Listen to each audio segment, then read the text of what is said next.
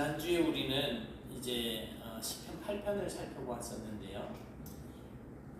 그 시편 8편에서 두 가지를 묵상을 했었습니다. 첫째로 우리의 기도를 들으시는 하나님은 온 우주를 창조하신 위대하신 분이시라는 것과 또 그 위대하신 하나님이 나같이 작은 자를 기억하시고 또 살피시고 돌보시면서 우리와 밀접한 관계를 맺기를 원하신다라고 하는 그러한 말씀이었습니다.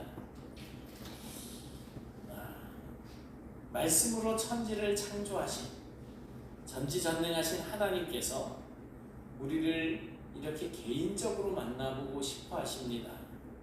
이렇게 우리가 하나님을 1대1로 만날 수 있는 통로가 뭐예요? 바로 기도입니다. 기도를 통해서 우리는 그 크고 놀라우신 하나님을 나의 하나님으로 감히 부를 수 있게 되는 겁니다. 그러니 여러분들 개개인이 하나님 앞에 나와서 드리는 그 기도를 통해서 위대하신 하나님을 직접 만나고 또 직접 대화도 하면서 그렇게 살아가는 성도가 되시기를 축복합니다. 오늘은 시편을 이제 묵상하려고 하는데요. 본문을 살펴보면 정말 이 시편 기자 솔직하다라고 하는 말밖에 생각이 나지 않습니다. 시편 기자는 그 마음에 품고 있는 본인이 의심스럽게 생각하는 그런 문제들, 또 자신이 씨름하는 문제와 자신의 마음에 있는 그러한 분노들을 굳이 감추려고 하고 있지 않습니다. 어떻게 감히 저런 식으로 하나님께 말할 수 있을까 싶을 정도로 아주 솔직하게 있는 그대로 표현을, 자기의 심정을 표현하고 있습니다. 사실 정도의 차이는 있겠지만 우리 모두는 누구나 다 의문을 가지고 있고 또 크고 작은 문제들 속에서 그렇게 고통을 겪으면서 지내고 있습니다. 그러나 그럼에도 불구하고 우리가 그런 것들을 하나님께 꺼내놓지는 않는 거예요. 그냥 마음에 딱 가둬놓고 그냥 마치 아무런 문제가 없는 것처럼, 마치 나는 모든 문제에 다 통달해 있는 것처럼 그냥 학교 다니는 학생들이 모범학생으로 보이려고 하는 것처럼 그렇게 우리가 모범적인 신앙인으로 우리 자신을 그렇게 포장하고 나타내 보이려고 애쓴다는 것입니다. 그런데 성경을 보니까 우리가 가진 문제들을 그냥 그렇게 덮어두라고 가르치고 있지 않습니다. 오히려 있는 그대로 하나님께 다 꺼내놓고 구하라고 가르치고 있습니다. 무엇이든지 구하면 다 듣고 응답해 주신다는 것이 하나님의 약속이시잖아요. 오늘 읽은 시편은 바로 그런 기도입니다. 이 말씀 속에서 우리는 우리가 가지고 있는 문제들과 의문들, 하나님께 그 모든 것들을 내려놓고 또 풀어가는 세 가지 과정을 우리가 살펴볼 수가 있습니다. 먼저 첫 번째 단계는 내가 가지고 있는 의문들을 있는 그대로 노출해서 표현하라는 것입니다. 오늘 1절을 보니까 뜬금없이 이렇게 시작합니다. 여호와여, 어찌하여 멀리 서시며 어찌하여 환난 때에 숨으시나이까. 이 부분을 세번역 성경은 좀 더 실감나게 그렇게 번역을 하고 있습니다. 어찌하여 주님께서는 그리도 멀리 계십니까? 어찌하여 우리가 고난을 받을 때 숨어 계십니까? 이렇게 표현을 하고 있습니다. 하나님이 그렇게 위대한 분이시라고 하면서 또한 그 하나님이 우리와 개인적으로 밀접한 관계를 맺기를 원한다고 하시면서 왜 지금 나에게는 그 하나님의 존재가 느껴지지 않느냐는 거예요. 시편 기자는 하나님이 그래서 멀리 떨어져 있는 것처럼 보이는 그 하나님에 대한 자신의 솔직한 감정을 있는 그대로 그렇게 표현을 하고 있습니다. 이 시편을 읽어보면 이런 식의 질문들을 곳곳에서 발견할 수가 있습니다. 시편 13편 1절, 또 시편 22편 1절, 시편 44편 23절 24절, 이건 외에도 이러한 의문들을 표출하는 것은 얼마든지 많이 우리가 성경에서 볼 수가 있습니다. 우리 인생의 비극이 덮쳐왔을 때, 인생의 풍랑이 우리의 삶을 뒤엎었을 때, 얼마 전에 보니까 대형 선박이 파도 때문에 뒤집어진 사건이 있더라고요. 우리 인생이 그렇게 풍랑을 만나서 뒤집어졌을 때 우리는 똑같은 질문을 하나님 앞에 할 수 있습니다. 어째서 하나님 나를 이 지경으로 밀어넣으셨습니까?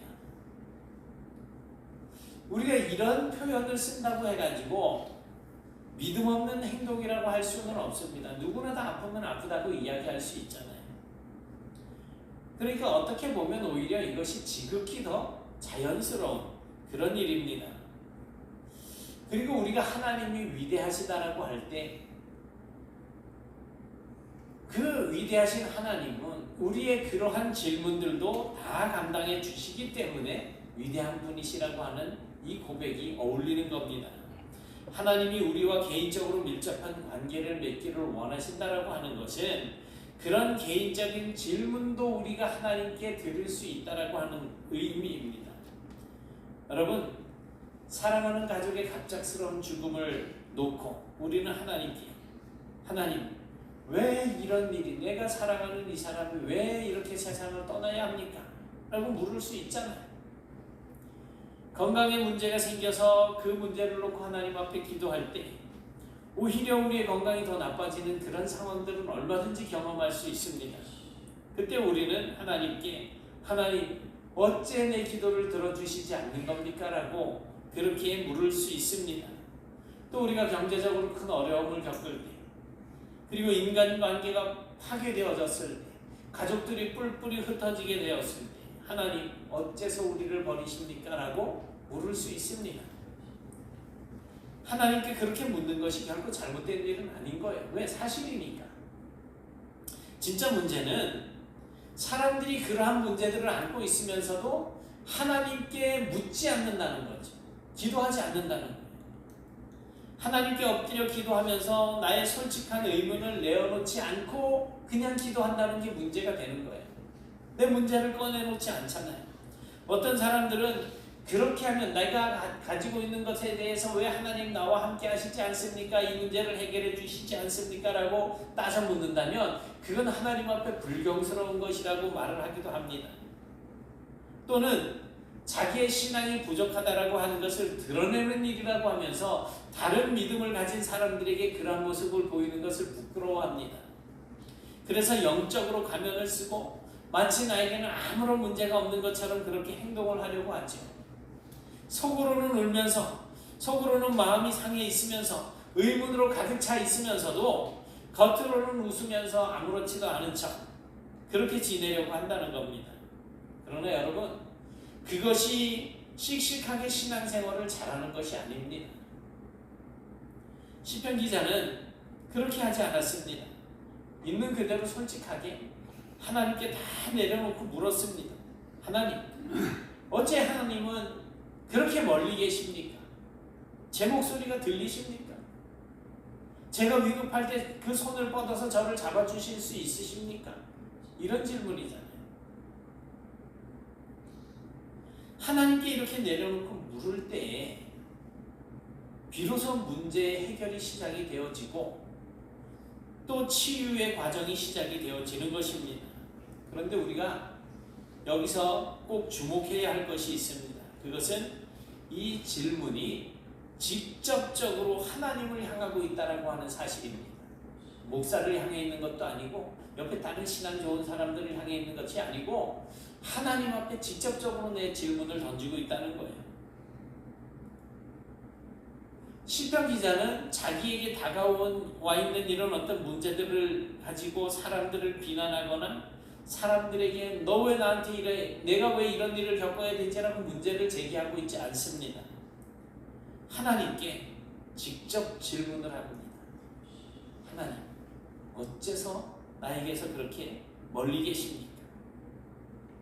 이것은 아주 매우 중요한 의미를 가지고 있습니다. 우리가 살다 보면 뜻하지 않은 어려운 일을 만날 수 있잖아요.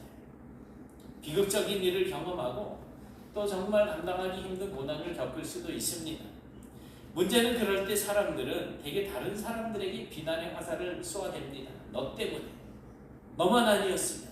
너만 아니었으면 내가 스트레스 안 받았을 거고 너만 아니었으면 내가 그래서 암에 걸릴 일도 없었을 거고 이런 핑계들을 대는 거죠.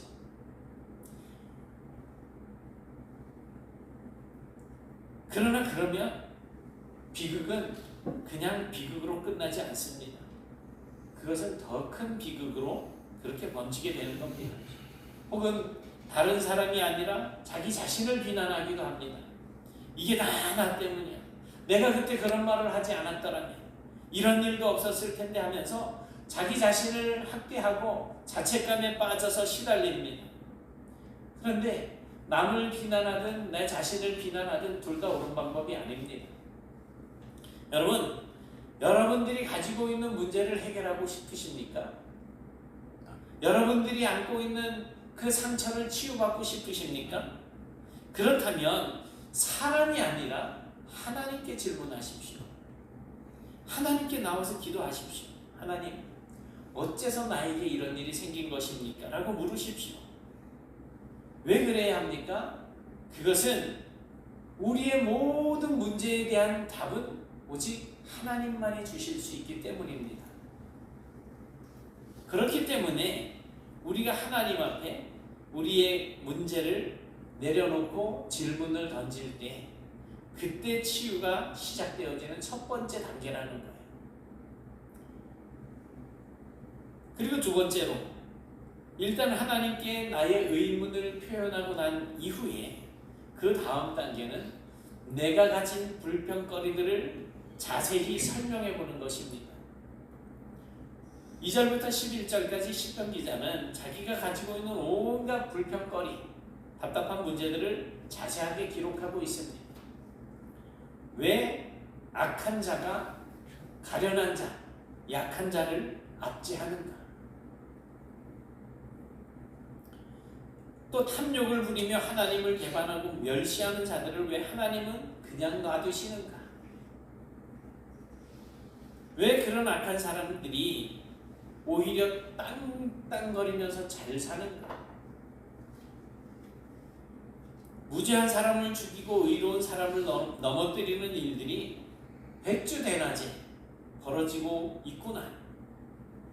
나쁜 짓 하는 놈들은 말하기를 하나님은 너무나 바쁘셔서 이런 일들을 돌볼 시간이 없다라고 하는데 그게 정말일까? 무고한 사람들이 죽어가는 이때 도대체 하나님은 어디 계시다는 것인가? 시편 기자는 이런 질문들을 아주 길게 나열하고 있습니다. 여러분, 사람들은 자신을 괴롭히는 이러한 질문들을 누구나 다 가지고 있습니다. 그렇게 그 문제를 안고 살아갑니다. 그런데 많은 사람들이 하나님께 묻지 않고 자기에게 묻습니다. 그리고 자기가 그 문제에 대한 답을 꺼내려고 합니다. 하나님 안에서 문제를 해결하려고 하지 않고 스스로 그 문제를 해결하려고 합니다. 문제는 그게 진짜 문제인 거예요. 진짜 큰 문제인 거예요. 마치 의사에게 정확한 진단도 받아보지 않고 내 병은 내가 잘한다 라고 하면서 환자 스스로 지레짐작해서 대충 약 사먹고 버티는 것과 마찬가지입니다. 자신을 괴롭히는 문제들을 전지전능하신 하나님께 진단받지 않고 그저 스스로 판단하고 스스로 해결하려고 하는 이런 사람들이 많다는 거예요. 그러나 여러분, 그렇게 해서는 문제가 해결되지도 않습니다.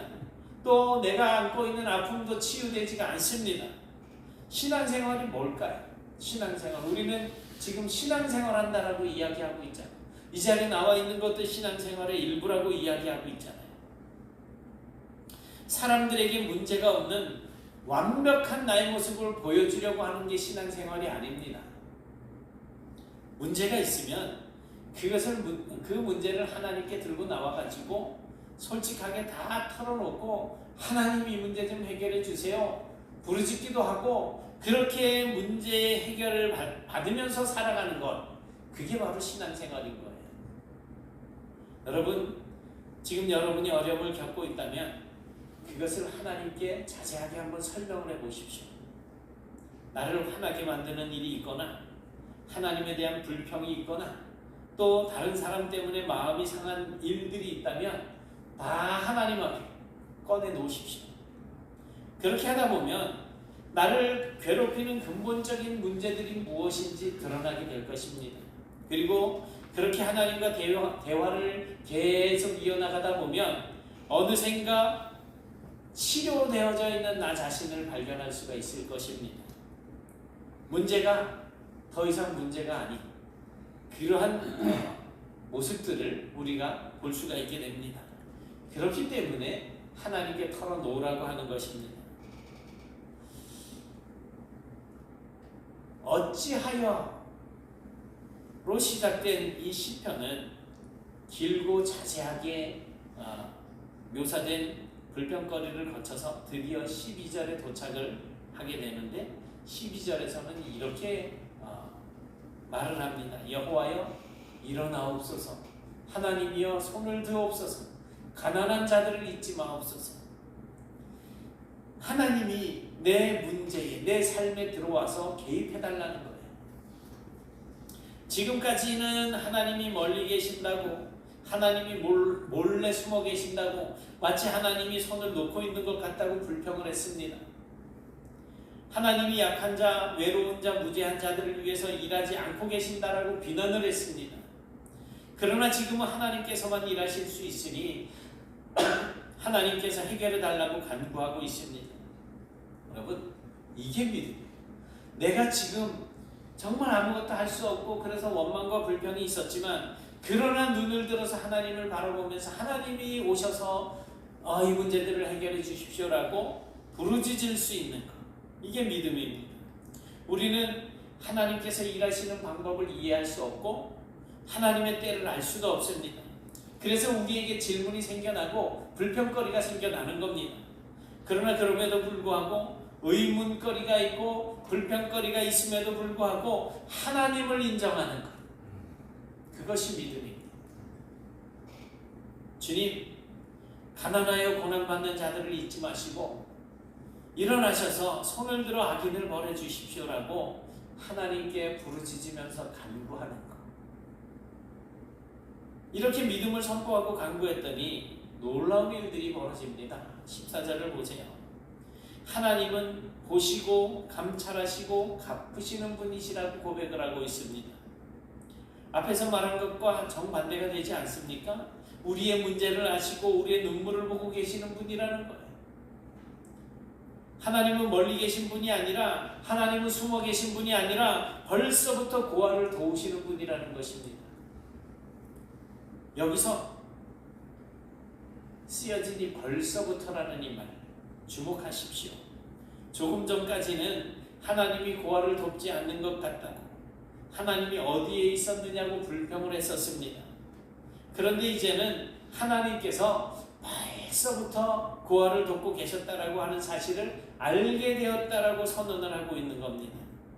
이렇게 믿음을 고백을 하고 나니까 그때부터 하나님이 보이기 시작하는 거예요. 여러분, 우리가 하나님 앞에 내가 당하고 있는 어려움과 인생의 비극과 고통스러운 현실과 내 가지고 있는 의문들, 불평거리들을 쏟아놓을 때 하나님의 손이 보이지 않습니다. 그런데 다 쏟아놓고 나서 믿음을 앞세워서 간구하니까 하나님이 보이기 시작했고, 하나님께서는 이미 일찍부터 일하고 계셨다라고 하는 사실을 깨닫게 되는 겁니다. 우리가 왜 기도를 해야 합니까? 하나님께서, 일하시는 하나님을 우리가 만날 수 있기 때문인 거예요. 이것이 우리를 치유하시고 회복시키시는 하나님의 방법이고 역사입니다. 16절을 보세요. 여호와께서는 영원 무궁토록 왕이시니 이방 나라들이 주의 땅에서 멸망하였나이다. 의심하고 불평하던 시인이 이제는 하나님의 왕되심을 고백하고 있는 겁니다.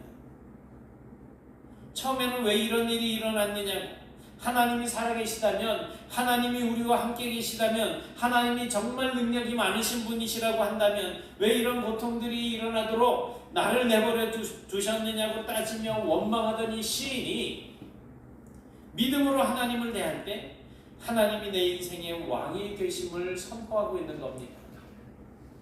여러분, 모든 때는 왕이신 하나님이 정하십니다. 우리가 세상에 태어나는 때도, 또 우리가 이 세상을 떠나가는 때도, 모든 방법도 하나님이 정하십니다. 하나님이 우리를 불러가실 때 병으로 불러갈 수도 있고 심장마비로 불러갈 수도 있고 불의의 사고로 불러갈 수도 있는 겁니다. 그건 전적으로 하나님의 소관인 거예요. 왕이신 하나님의 소관입니다. 그렇다고 해서 하나님이 괴팍한 독재자는 아닙니다. 오히려 하나님은 우리를 사랑하시는 아버지이신 하나님은 우리에게 가장 좋은 것을 가장 좋은 때에 주시는 분이십니다. 이 사실을 깨닫게 되면 이제 세상이 달라지는 거예요. 세상이 바뀌어서 달라지는 것이 아니고 내 눈이 달라지니까, 내 마음이 달라지니까 이제는 세상이 다르게 보이는 겁니다. 하나님의 통치가 없는 세상으로 보였었는데 이제 하나님의 통치가 이루어지는 세상으로 보이기 시작하는 겁니다. 여러분, 이 시편을 통해서 신앙이 어떻게 성장하는지가 보이십니까? 어찌하여 주님은 그리도 멀리 서 계십니까? 라는 불평이 주님은 영원토록 나의 왕이십니다 라고 하는 고백으로 바뀌는 이 과정이 보이십니까? 이것이 바로 하나님의 역사하심입니다. 우리가 하나님께 질문하고 불평하고 투덜대는 그런 가운데 우리를 치유하시고 회복시키시는 하나님의 인도하심, 그로 말미암아 우리의 신앙이 점점 성장해 간다는 것입니다. 그래서 불평을 하더라도 하나님께 하시고 의문을 제기하더라도 하나님께 하라는 것입니다. 세상에는 우리가 이해하지 못하는 일들이 너무나 많습니다. 우리는 인생의 비극과 크고 작은 어려움을 겪으면서도 전능하신 하나님에 대해 많은 의문들을 가집니다. 바로 내가 가지고 있는 그런 의문들을 하나님께 내어놓으십시오. 어떤 불평, 어떤 문제라도 하나님께 내어놓으십시오. 그러면 길이 보입니다. 내가 가지고 있으면 해결할 수 없지만 하나님께 털어놓기 시작하면 해결의 길이 보이는 거예요. 내가 움켜쥐고 있으면 이해할 수 없지만 하나님께 이 모든 것들을 쏟아놓게 되면 이해하게 됩니다.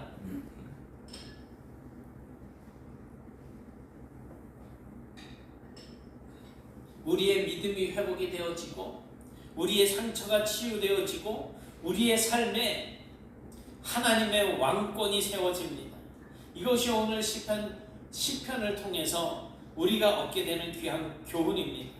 여러분, 이번 한 주 동안 이 시편을 여러분의 기도로 삼으시기 바랍니다.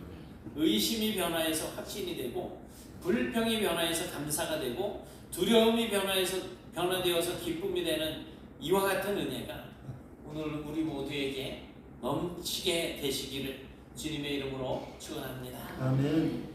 슬픔을 당한 자에게 위로가 되시며 넘어진 자에게 힘이 되시는 주님께 우리의 모든 것을 내려놓습니다.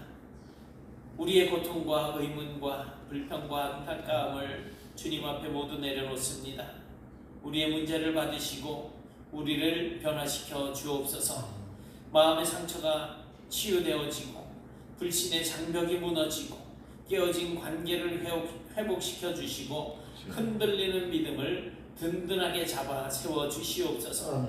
하나님의 왕 되심이 우리의 입술을 통해서 다시금 고백되어질 수 있도록 저희들을 온전하게 붙잡아서 주님의 뜻대로 사용하여 주시옵소서. 예수님의 이름으로 기도드리옵나이다. 아멘.